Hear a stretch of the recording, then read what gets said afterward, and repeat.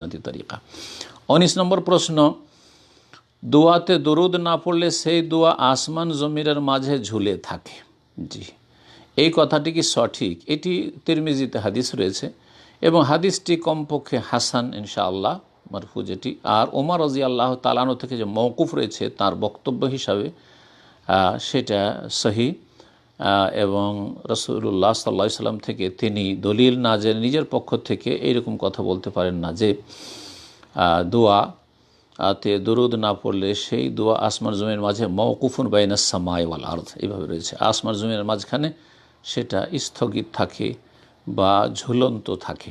জি, তো এখান থেকে উদ্দেশ্য হচ্ছে যে আপনি এখানে গুরুত্ব দেবেন নবী সাল্লাল্লাহু আলাইহি ওয়াসাল্লামের সালাত ও সালামের, নবী সাল্লাল্লাহু আলাইহি ওয়াসাল্লামের সালাতের ফজিলত এবং গুরুত্ব বোঝানো হয়েছে, এবং নিজের জন্য দোয়া করবেন। আপনি আপনার নবীকে, আমার নবীকে আপনার চাইতে আমার চাইতে বেশি ভালো, সারা দুনিয়া সব কিছু চাইতে বেশি ভালোবাসেন। এর প্রমাণ হচ্ছে যে আপনি নিজের জন্য দোয়ার আগে তার জন্য দোয়া করবেন।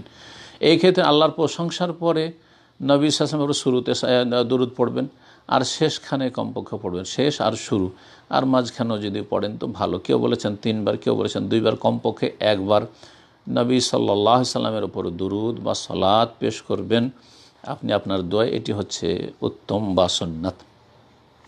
তবে কোনো নাজায়েজ কাজ না, কেউ যদি দুরুদ ছেড়ে দেয় নাজায়েজ কাজ নয়।